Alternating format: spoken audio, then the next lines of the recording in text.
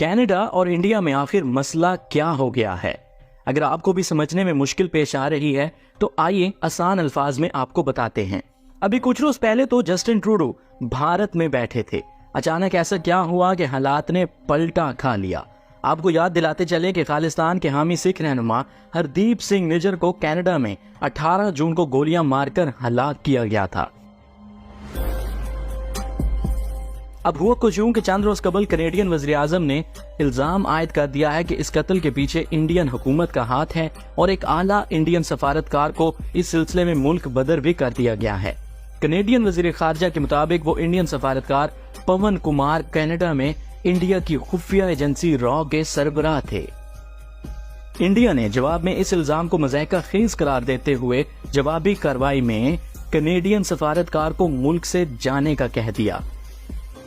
अभी कुछ दिन कबल होने वाले G20 समिट पर नरेंद्र मोदी कनेडियन वज़ीर आज़म से कनाडा में सिखों के एहतजाज पर तशवीश का इजहार कर रहे थे और अब हालात यहाँ आन पहुंचे हैं कि कनाडा ने इंडिया से किए गए तजारती मुआहदों को भी ब्रेक लगा दी है। अब एंट्री होती है अमेरिका और आलमी ताकतों की, जो इस मामले पर तशवीश का इजहार कर रहे हैं और इंडिया पर तहकीकात में ताउन का दबाव डाला जा रहा है। हालात किस तरफ जाते हैं ये तो वक्त ही बताएगा, मगर कनेडियन वज़ीर आज़म ने हाल ही में बयान दिया है कि हम इंडिया को गुस्सा दिलाने या उकसाने की कोशिश नहीं कर रहे। अब इस सारे फसाद की जड़ क्या है? खालिस्तान तहरीक। ये तहरीक है क्या? जरा इस पर नजर डालते हैं। खालिस्तान तहरीक के हामी इंडिया में आज़ाद सिख रियासत चाहते हैं और इसकी शुरुआत 1947 में इंडिया और पाकिस्तान की आज़ादी से ही हो चुकी थी, जब पंजाब के बंटवारे से कबल आज़ाद सिख रियासत का ख्याल पेश किया गया था।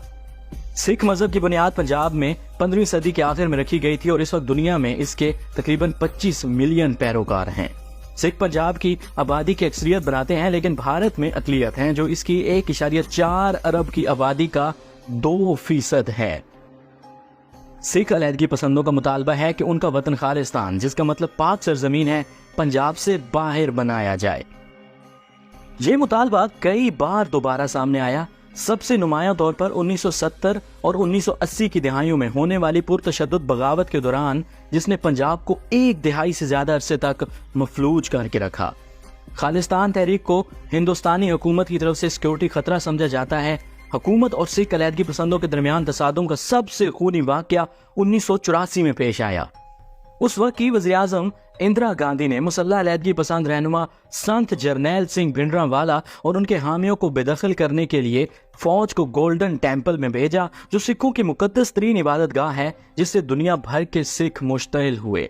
चंद माह बाद इंदिरा गांधी को उनके सिख मुआवजों ने नई दिल्ली में उनके घर पर कत्ल कर दिया। फौज ने पंजाब से सिख अक्सरियत पसंदों को निकालने के लिए 1986 और 1988 में ऑपरेशन शुरू किया।